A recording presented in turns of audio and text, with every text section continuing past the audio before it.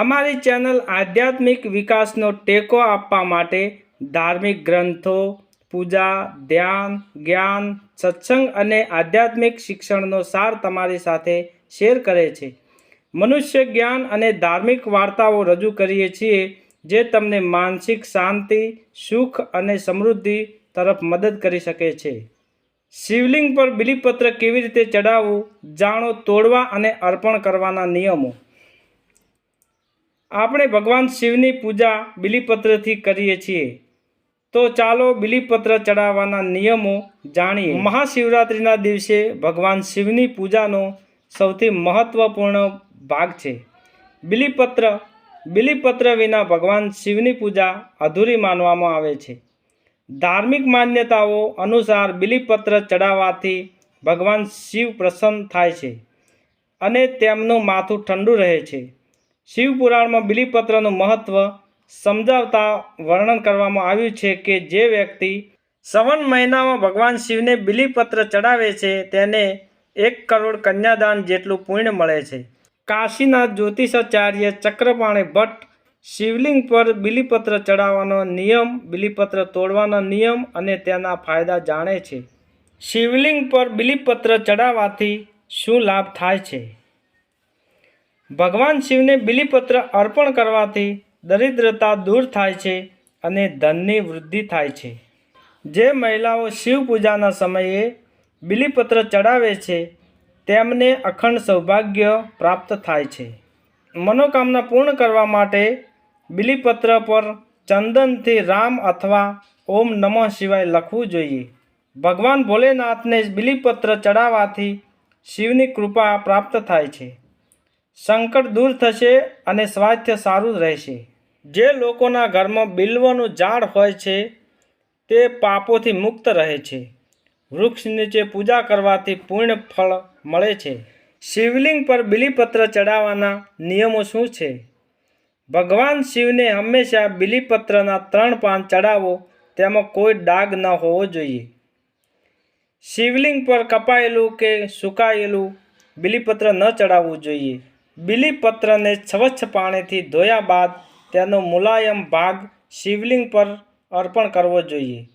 સૂકા ભાગને ઉપરની તરફ રાખવો જોઈએ. જો તમારી પાસે પૂજા સમયે બીલીપત્ર ન હોય તો તમે ત્યાં ચડાવવામાં આવેલા બીલીપત્રને સ્વચ્છ પાણીથી ધોઈને ફરીથી શિવજીને અર્પણ કરી શકો છો. બીલીપત્ર ક્યારેય વાસી કે ખોટા હોતા નથી.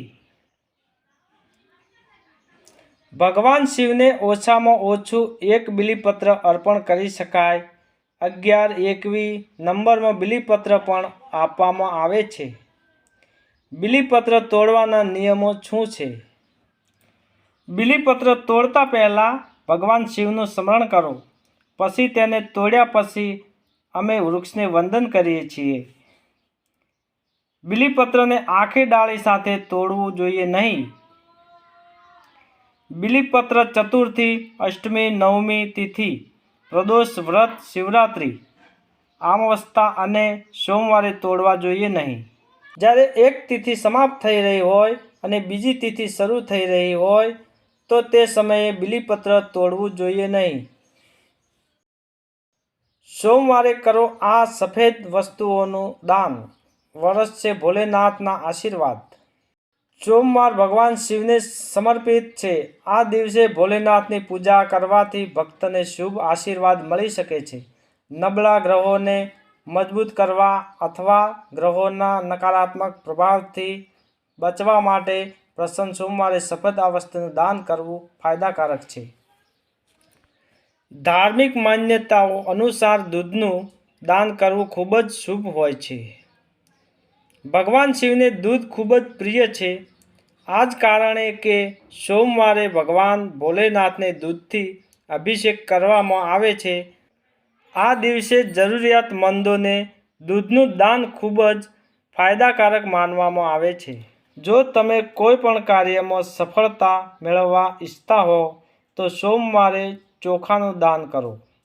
આનાથી તમારા બધા કામ પૂર્ણ થશે. જો તમારે સ્વાસ્થ્ય મેળવવું હોય તો સોમવારે ગરીબ અથવા કોઈ પણ બ્રાહ્મણને સફેદ વસ્ત્રોનું દાન કરવું શ્રેષ્ઠ માનવામાં આવે છે. આ ઉપયોગથી ચંદ્ર દોષ દૂર થાય છે, સાથે જ ઘરમાં સુખ સમૃદ્ધિ પણ આવે છે. જો કે ચાંદી એક મોંઘી ધાતુ છે, પરંતુ તમે તમારી ક્ષમતા અનુસાર ચાંદીનું દાન કરી શકો છો. આ ચંદ્રગ્રહના આશીર્વાદ આપે છે, કારણ કે ચાંદી ચંદ્રગ્રહ દ્વારા શાસન કરે છે. પરિવારક જીવનમાં સુખ અને શાંતિ માટે સોમવારે ગરીબ બાળકોને ભેટ આપો. આમાં તમે ખાદ્ય પદાર્થો, કપડાં અથવા તમને જોઈતી કોઈ પણ વસ્તુ આપી શકો છો.